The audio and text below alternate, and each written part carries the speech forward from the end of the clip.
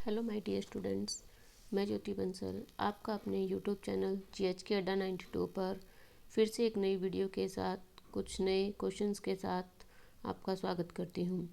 जैसा कि हमारा जो टॉपिक चल रहा था क्लासिफिकेशन ऑफ फाइबर्स, इसमें हमने सेलुलोजिक फाइबर्स जो हैं वो कर लिए हैं। एनिमल्स फाइबर्स का भी हमने जो ऊन वाला जो पोर्शन था वो अपनों ने कंप्लीट कर लिया है। आज हम रेशम को स्टार्ट करने वाले हैं। रेशम को हम 2 दिन पहले स्टार्ट करने वाले थे, लेकिन कुछ अर्जेंट वर्क होने की वजह से बाहर जाना पड़ गया। उस वजह से क्लास जो है वो 2 दिन मिस हो गई। कोई बात नहीं, हम इसकी भरपाई जो है वो इन 2 दिनों में कर लेंगे। ठीक है, तो आज हम रेशम के बारे में थोड़ा पढ़ेंगे, क्वेश्चन भी देखेंगे और थोड़ा बहुत उसका जो डिटेल है वो भी देखेंगे, ताकि हमारा जो ये रेशम वाला जो पोर्शन है वो अच्छे से क्लियर हो जाए। ठीक है, चलिए हम अपना जो टॉपिक है वो स्टार्ट करते हैं। तो एनिमल फाइबर में कौन कौन से आते हैं? 2 आते हैं, आपको पता है, ऊन और रेशम। ऊन को हमने कर लिया है, अब हम किसको करेंगे? रेशम को करेंगे। इसके जो PYQ जो हैं, जो MCQs हैं, जो इम्पोर्टेंट जो फैक्ट हैं, उनके बारे में हम चर्चा करेंगे। ठीक है, देखते हैं अपना फर्स्ट क्वेश्चन। देखिए, प्राकृतिक तंतुओं में सबसे मजबूत तंतु जो है वो कौन सा है? कपास, ऊन, रेशम और लीलन। प्राकृतिक तंतुओं में सबसे मजबूत जो होता है वो कौन होता है? रेशम होता है। कौन होता है? रेशम होता है। आइए रेशम के बारे में थोड़ी सी जानकारी और देख लेते हैं। देखिए, प्राकृतिक तंतुओं में सबसे मजबूत तंतु कौन होता है? रेशम होता है। यह एक प्राकृतिक जगत का रेशा है ना। ये कौन सा रेशा है? प्राकृतिक जगत का है। और प्राकृतिक जगत में कौन सा है बताइए? प्राणिज रेशा है ना, एनिमल रेशा है। ठीक है, और प्राणी जिसकी प्राप्ति जो प्राणिज से होती है, और प्राणिज जो होते हैं वो कैसे होते हैं? प्रोटीन प्रधान होते हैं, है ना। और यह एक कीड़े से प्राप्त होता है। किससे प्राप्त होता है? कीड़े से प्राप्त होता है। और इस कीड़े का नाम क्या है? बॉम्बेक्स मोरी है। कौन सा है? बॉम्बेक्स मोरी। और ये बॉम्बेक्स मोरी जो है वो क्या खाता है? ये खाता है सहतूत की पत्तियां खाता है। ठीक है ना, मलबरी की जो पत्तियां होती है उसको ये खाता है। और रेशम के कीटों के पालन को, यानी कि रेशम के कीटों की जो खेती होती है उसको हम क्या कहते हैं? तो उसको कहते हैं सेरीकल्चर। ठीक है, ये ध्यान रखना, सेरीकल्चर बहुत ही इंपॉर्टेंट नेम है। सेरीकल्चर, बॉम्बेक्स मोरी। ठीक है, एक ये कौन सा रेशा है? ये है प्रोटीन प्रदान। ठीक है ना। और रेशम का जो जन्मदाता देश है वो कौन है? आपका चीन है। ठीक है, कौन है? चीन है। आइए हम अपना नेक्स्ट क्वेश्चन देखते हैं। देखिए, क्या इसमें इस स्लाइड में हमने क्या सीखा है कि ये प्राकृतिक तंतु है। और प्राकृतिक में कौन सा है? प्राणिज है। प्राणिज कौन सा होता है? प्रोटीन प्रधान होते हैं। और ये एक कीड़े से प्राप्त होता है। ठीक है, उस कीड़े का नाम क्या है? बॉम्बेक्स मोरी है। और ये बॉम्बेक्स मोरी जो है वो क्या खा के जीता है? ये खाता है सहतूत की पत्तियां। ठीक है, और इन कीड़ों को जो पालने की, जो खेती करने की, जो खेती करते हैं उसको हम किस नाम से जानते हैं? उसको हम जानते हैं सेरीकल्चर के नाम से। ठीक है, और रेशम का जो जन्मदाता जो देश है वो कौन है? वो है आपका चीन। ठीक है, नेक्स्ट देखते हैं। देखिए, अरंडी के पेड़ों पर पाए जाने वाले कीटों से कौन से रेशम का निर्माण होता है? कौन सा पेड़ है? अरंडी का पेड़। ठीक है, मूंगा, टसर, मोती और एरी। तो अरंडी के पेड़ों से जो रेशम मिलता है वो मिलता है आपको एरी रेशम। ठीक है, कौन सा मिलता है? एरी। अब बताइए, मूंगा जो है वो कहाँ से प्राप्त होता है? मूंगा आपको प्राप्त होता है ओक से, ओक ट्री से। ठीक है, और टसर कहाँ से प्राप्त होता है? टसर प्राप्त होता है आपका ओक से भी प्राप्त होता है, और एक बबूल से प्राप्त होता है। ठीक है ना, किससे प्राप्त होता है? बबूल से प्राप्त होता है। ठीक है, मोती रेशम नहीं होता है। मूंगा रेशम कहाँ से प्राप्त होता है? ओक से। टसर कहाँ से होता है? बबूल से। और जो अरंडी के पेड़ से होता है वो एरी रेशम होता है। ठीक है, नेक्स्ट देखते हैं। देखिए, रेशम के प्रकार। ठीक है ना, रेशम कितने प्रकार का होता है? रेशम 2 प्रकार का होता है। एक तो होता है उत्पादित, एक होता है स्वनिर्मित। उत्पादित यानी कि जिसको बनाया जाता है, और स्वनिर्मित जो अपने आप मिलता है। ठीक है, कल्टीवेटेड और वाइल्ड, ये जंगलों से प्राप्त होता है और ये अपने द्वारा उत्पादन किया जाता है। अब उत्पादित में भी 2 होता है, एक तो लपेटा हुआ होता है, एक कता हुआ होता है। ठीक है ना, लपेटा हुआ यानी कि रील्ड, कता हुआ यानी कि स्पन। ठीक है, लपेटा हुआ जो होता है वो क्या होता है? उत्कृष्ट श्रेणी का होता है, यानी कि सबसे अच्छा जो माना जाता है वो रील्ड रेशम जो होता है वो माना जाता है। कता हुआ होता है वो स्पन रेशम कहलाता है। स्पन रेशम जो होता है वो क्या होता है? निम्न कोटि का होता है। ठीक है ना, कैसा होता है? निम्न कोटि का होता है। ये बीच में से टूट जाता है। ठीक है ना, बीच में से टूटने की वजह से इसके जो फिलामेंट नहीं बन पाता है ये। ठीक है ना, स्टेपल रेशम के रूप में हमें मिलता है, इसलिए ये निम्न कोटि का होता है। फिर आता है वाइल्ड। वाइल्ड में 3 आते हैं, देखो, मूंगा, टसर और एरी। मूंगा किससे प्राप्त होता है? ओक से। टसर किससे प्राप्त होता है? ओक और बबूल से। और एरी किससे प्राप्त होता है? आपका अरंडी से। ठीक है, अब इनका रंग देख लेते हैं। इनका मूंगा का रंग होता है भूरा, ठीक है ना, कैसा होता है? भूरा रंग होता है, ठीक है, या फिर सुनहरा पीला रंग होता है, ठीक है। और टसर का रंग कैसा होता है? टसर का रंग होता है भूरा होता है। और ये कहाँ पे मिलता है? बिहार में। बिहार के कहाँ पे? भागलपुर जो जिला है वहाँ पे ये पाया जाता है, ठीक है। फिर है आपका अरंडी, ठीक है ना, कौन सा है? अरंडी। अरंडी जो होता है वो एरी रेशम की प्राप्ति अरंडी से होती है और इसका रंग कैसा होता है? पीला होता है। और ये कहाँ पाया जाता है? बंगाल और बिहार दोनों में ये पाया जाता है, ठीक है। नेक्स्ट देखते हैं। देखिए, रेशम के तंतुओं पर निम्न में से किसका प्रतिकूल प्रभाव पड़ता है? प्रतिकूल पूछा है, ठीक है ना। प्रतिकूल प्रभाव किसका पड़ता है? अपनों ने ऊन में भी देखा था ना, क्षार का पड़ता है, ठीक है। नेक्स्ट देखते हैं। रेशम के भौतिक गुण कैसे होते हैं? अब देखिए, चिकना सूत्र, संयत दीर्घीकरण, उच्च सघनता, दोबारा कम नमी पाना, ठीक है। सही विकल्प जो है वो चुनना है अपने को। अब आप बताइए, रेशम जो होता है वो देखने में कैसे दिखता है? चिकना चिकना दिखता है ना, तो चिकना होता है वो। और उसके रेशे जो होते हैं वो कैसे होते हैं? लंबे होते हैं या छोटे होते हैं? लंबे लंबे होते हैं। लंबे रेशों को यानी कि दीर्घाकरण, यानी कि दीर्घ मतलब बड़ा, है ना, तो कैसा हो गया? दीर्घाकरण, यानी कि ए और बी हो जाएगा। ए और बी कहाँ मिल रहा है आपको? ए ऑप्शन में मिल रहा है, ठीक है। कैसा होता है रेशम? चिकना होता है। और उसके जो रेशे होते हैं वो कैसे होते हैं? फिलामेंट टाइप के होते हैं, ठीक है ना। कैसे होते हैं? फिलामेंट होते हैं, यानी कि दीर्घ होते हैं, ठीक है। नेक्स्ट देखते हैं। आप देखते जाना, ये हर एक एग्जाम में कोई किसी न किसी एग्जाम में ये क्वेश्चन जो है वो आए हुए हैं, ठीक है ना। नेक्स्ट देखते हैं। रेशम के धागे के उत्पादन के लिए कोवा यानी कि कोकून के प्रसंस्करण के चरणों का सही क्रम व्यवस्थित कीजिए। यानी कि रेशम कैसे प्राप्त करते हैं? कोकून से जो है वो रेशम कैसे प्राप्त करते हैं, इसको सही व्यवस्थित करना है। सबसे पहले क्या करते हैं, सबसे लास्ट में क्या करते हैं, ठीक है। कताई, गोंद छुड़वाना या डिगमिंग, थ्रोइंग, भारण, छंटाई करना, रील बनाना, ठीक है। तो हम इसकी पहले प्रोसेस थोड़ी सी देख लेते हैं। देखिए, सबसे पहले क्या आता है? सहतूत की खेती होती है। क्या होती है? सहतूत की खेती होती है, क्योंकि जो कीड़ा होता है वो क्या खाता है? सहतूत की पत्तियां खाता है, ठीक है। तो सहतूत की खेती, फिर कीड़ों को उन पे पालते हैं, है ना, कीड़ों को पालेंगे, फिर कोकूनों का कीड़े जो वो कोकून बन जाएंगे ना, तो कोकूनों का वो संग्रह कर लेंगे। फिर कोकूनों की छंटाई कर लेंगे, छंटाई मतलब उनकी शॉर्टिंग कर लेंगे, ठीक है। फिर गोंद को ढीला करना यानी कि थ्रोइंग की प्रक्रिया करेंगे। फिर धागा लपेटना यानी कि रीलिंग की प्रक्रिया। फिर लच्छियाँ तैयार करना, ठीक है। फिर गांठें तैयार करना। अब गांठें तैयार हमने कॉटन में भी की थी ना। कॉटन में कितने पाउंड की गांठें बनती है? 500 पाउंड की बनती है। जबकि रेशम में 5 से 10, कितनी? 5 से 10 पाउंड की जो है वो गांठें बनती है, ठीक है। फिर धागा बनाएंगे, फिर उनका गोंद हटाएंगे यानी कि डिगमिंग। ये गोंद हटाना नहीं है, ये गोंद को ढीला करना है। जब कोकून को गर्म पानी में डाल देते हैं तो वो थोड़ा सॉफ्ट हो जाता है, ठीक है ना। सॉफ्टिंग की प्रक्रिया करते हैं, इसमें क्या हो जाता है? वो सॉफ्ट हो जाता है, उसको ही थ्रोइंग की प्रक्रिया भी कहते हैं, ठीक है। फिर उनसे धागे बनाएंगे, ये सॉरी गोंद हटा लिया, यानी कि गोंद हटाना मतलब डिगमिंग करेंगे। और ये डिगमिंग जो होती है ना, वो कताई के बाद भी होती है, ये ध्यान रखना, ठीक है। कताई के बाद भी गोंद को हटाया जाता है। फिर वस्त्र बनाना यानी कि वीविंग हो गई। फिर वजन बढ़ाना यानी कि उसके क्योंकि रेशम बहुत ज़्यादा हल्का होता है, क्या होता है? बहुत ज़्यादा हल्का होता है, तो उसका वजन बढ़ाने के लिए उसके अंदर कुछ धातुओं को मिक्स करते हैं, ठीक है। फिर ब्लीचिंग करना, फिर रंगाई व छपाई, फिर उस पर प्रीसज्जाएँ कर देंगे, ठीक है। यही होता है ना क्रम, ठीक है। अब हम अपने क्वेश्चन की तरफ जो है वो चलते हैं, ठीक है। देखते हैं इसमें। देखो, कताई, गोंद छुड़ाना, थ्रोइंग, भारण, छंटाई करना, रील बनाना। तो सबसे पहले हम क्या करेंगे? देखिए, सबसे पहले क्या करेंगे? छंटाई करेंगे, करते हैं ना। सबसे पहले छंटाई करेंगे यानी कि शॉर्टिंग करेंगे। अब देखो, ई वाला ऑप्शन, ई ऑप्शन कहीं आ रहा है क्या? ए, सी, ई, एफ। हमें एक ही ऑप्शन से हमें अपना आंसर जो है वो मिल गया ना, ये वाला ई एफ, ये सी हो जाएगा ना, सी पोर्शन हो जाएगा ये, ठीक है।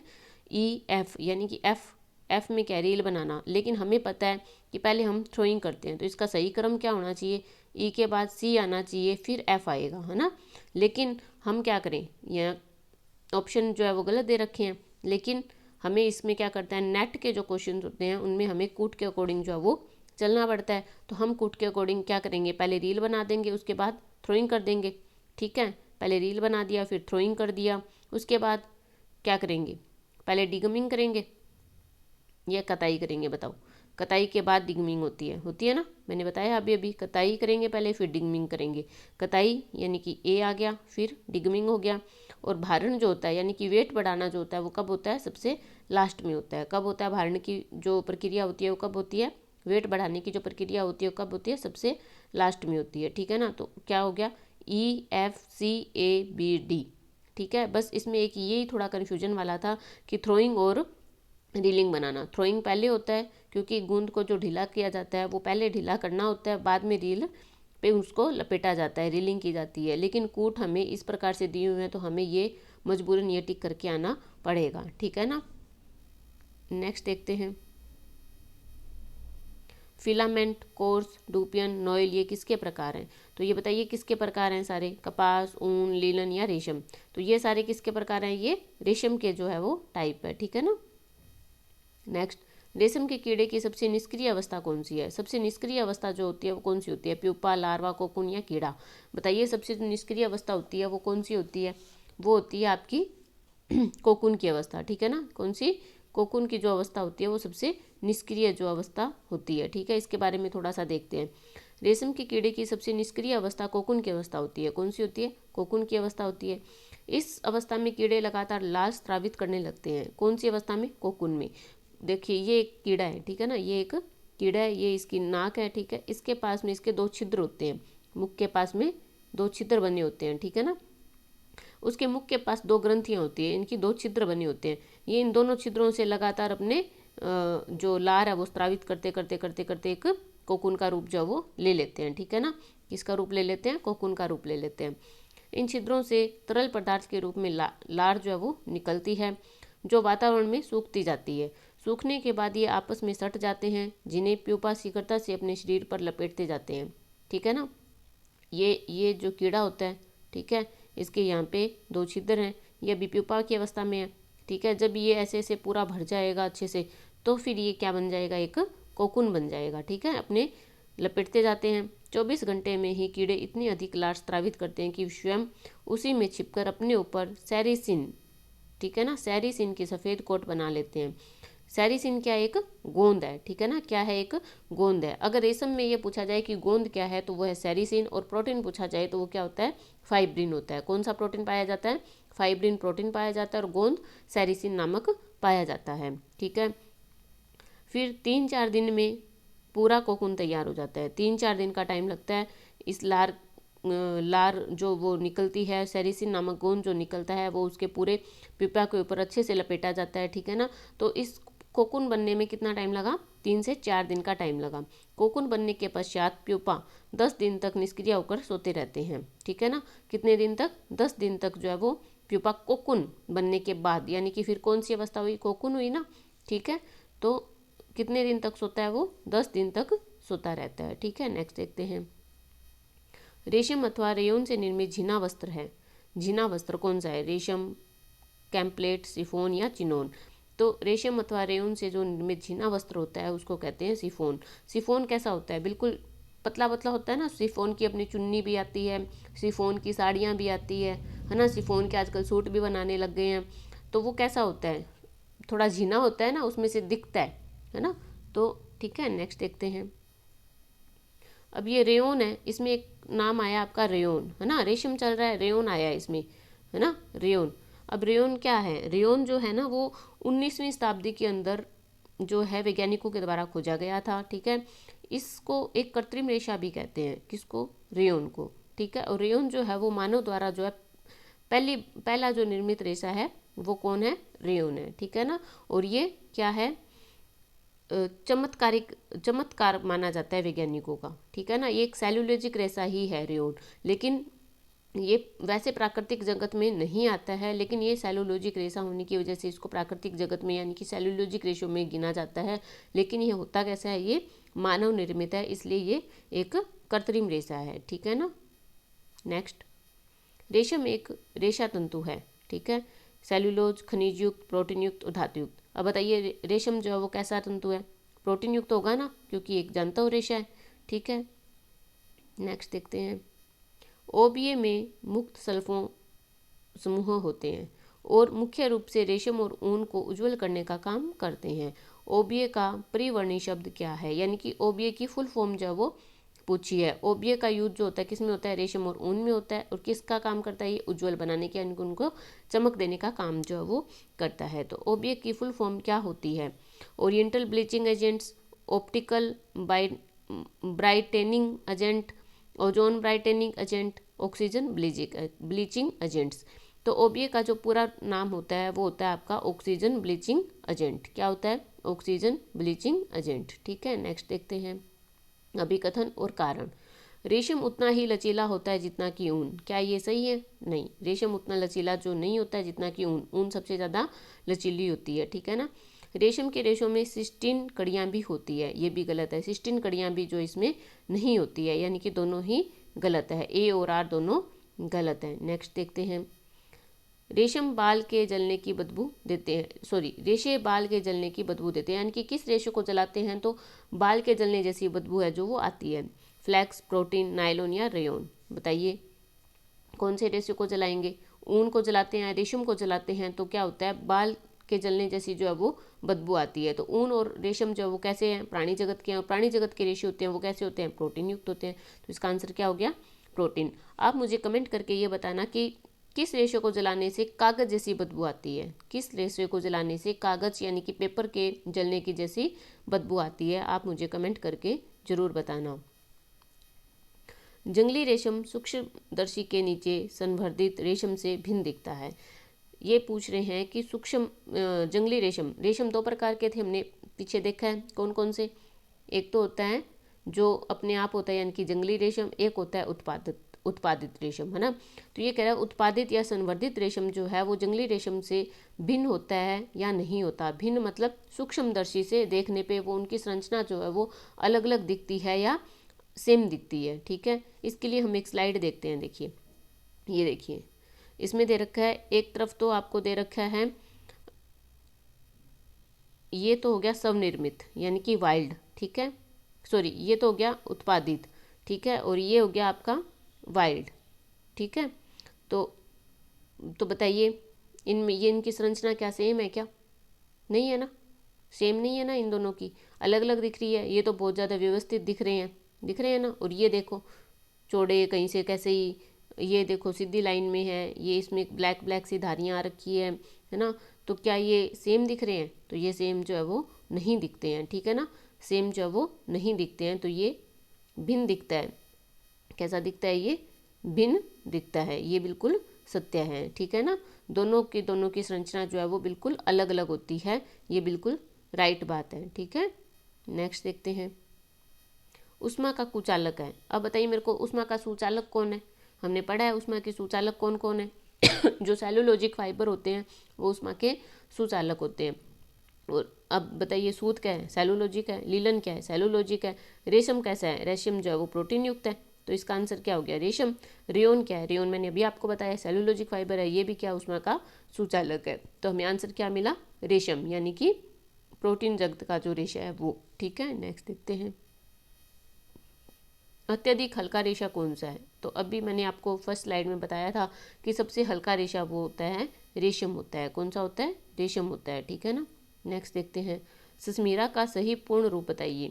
सस्मीरा, ठीक है ना, सस्मीरा का पूर्ण रूप जो है वो आपको बताना है। Silk and synthetic mill and research association, synthetic and art silk mills and research association, silk and art silk mills and research association, standard and specification of mills and research association. तो बताइए सस्मीरा का जो है वो सही रूप क्या है, यानी कि पूर्ण रूप जो है वो उसका क्या है। तो सस्मीरा का पूर्ण रूप जो होता है वो होता है synthetic and art silk, SAS, यानी कि S से सिंथेटिक, ए एस से आर्ट सिल्क, ठीक है ना, S से सिंथेटिक, AS से आर्ट सिल्क, MI से मिल्स एंड RA से रिसर्च एसोसिएशन। ठीक है ना, क्या हो गया इसका पूर्ण रूप, synthetic and art silk, synthetic and art silk mills and research association. ठीक है, नेक्स्ट देखते हैं किस प्रकार की सिल्क में कीड़े को मारा नहीं जाता है। ठीक है ना, कीड़े को मारा नहीं जाता है निर्माण के दौरान, यानी कि निर्माण जब हम किसी उस सिल्क का निर्माण कर रहे हैं तो उसमें जो कीड़ा होता है उसको जो मारा नहीं जाता है वो कौन सा सिल्क है। मूंगा, इरी, टसर या डूपियन। तो बताइए कौन से सिल्क के अंदर जो है वो हम कीड़ों को जो है वो मारते नहीं हैं निर्माण के दौरान। ठीक है, तो हम मूंगा जो सिल्क होता है ना, इसमें कीड़े को मारते जो है वो नहीं है। ठीक है, नेक्स्ट देखते हैं। रेशमी कपड़ों पर लगे धब्बे को छुड़ाया जा सकता है। रेशमी कपड़ों पे अगर कोई धब्बा लग जाता है तो हम उसको किससे छुड़वाएंगे? अवशोषक विधि से, घोलक विधि से, रासायनिक विधि से, या इनमें से कोई नहीं। तो देखिए रेशमी कपड़े पर अगर धब्बा लग गया है तो हम उसको अवशोषक विधि द्वारा जो है छुड़वाते हैं। अवशोषक विधि का जो प्रयोग है वो हम किस में करते हैं? उस कपड़े पे करेंगे जिस कपड़े से पानी और साबुन से हम उस दाग को या धब्बे को नहीं छुड़वा सकते। ठीक है, तो दाग और क्या रेशमी कपड़े पे अगर कोई दाग लग जाए, ठीक है, तो उसको हम साबुन की सहायता से छुड़वा सकते हैं? नहीं, क्योंकि वो चिकना होता है। ठीक है ना, चिकना होता है और चिकनाई के जो धब्बे होते हैं वो अवशोषण विधि द्वारा छुड़वाए जाते हैं। और अवशोषक पदार्थ कौन कौन से होते हैं? जैसे बेसन, चोकर, आटा, फ्रेंच चोक, मिट्टी यानी मुल्तानी मिट्टी, नमक, ब्रेड का चूरा, है ना, टैल्कम पाउडर, ये सब क्या होते हैं? अवशोषक पदार्थ होते हैं, है ना। तो इनके प्रयोग से हम रेशमी कपड़ों के धब्बों को जो है वो छुड़ाते हैं। ठीक है, नेक्स्ट देखते हैं। वह विधि जिसमें कोकून को गर्म पानी में डालकर नरम किया जाता है। देखिए ये हमें अभी प्रक्रिया जो हमने देखी थी उसके अंदर हमने पढ़ा था कि इसको हम क्या कहते हैं? वह धागा ढूंढा जाता है, इसको क्या कहते हैं? थ्रोइंग, वीविंग, रीलिंग या रियरिंग। तो बताइए क्या कहते हैं? अभी पढ़ा था कि कोकून जो होता है उसको गर्म पानी में डाल के उसको नरम करते हैं। ठीक है, उसका थोड़ा सा गूंद जो है वो हटाते हैं, उसको नरम करते हैं। उस विधि को क्या कहते हैं? सॉफ्टिंग या थ्रोइंग कहते हैं। क्या कहते हैं? सॉफ्टिंग या थ्रोइंग कहते हैं। ठीक है ना, नेक्स्ट देखते हैं। लंबे तंतु को क्या कहते हैं? अब देखिए तंतु कितने टाइप के होते हैं? दो टाइप के होते हैं ना, कौन कौन से? स्टेपल तंतु और फिलामेंट तंतु। स्टेपल तंतु कौन से होते हैं? जो छोटे तंतु होते हैं उनको क्या बोलते हैं? स्टेपल बोलते हैं। और जो लंबे तंतु होते हैं उनको क्या बोलते हैं? फिलामेंट बोलते हैं। क्या बोलते हैं? फिलामेंट फाइबर बोलते हैं। क्या बोलते हैं? फिलामेंट फाइबर बोलते हैं। ठीक है, थैंक यू। आज के लिए इतना ही। आशा करती हूँ कि आपको वीडियो जो है वो पसंद आ रही होगी। और वीडियो को प्लीज़ ज़्यादा से ज़्यादा लाइक करो, शेयर करो एंड चैनल को सब्सक्राइब करो। मिलते हैं नेक्स्ट वीडियो में कुछ नए क्वेश्चंस के साथ। तब तक के लिए धन्यवाद, बाय बाय।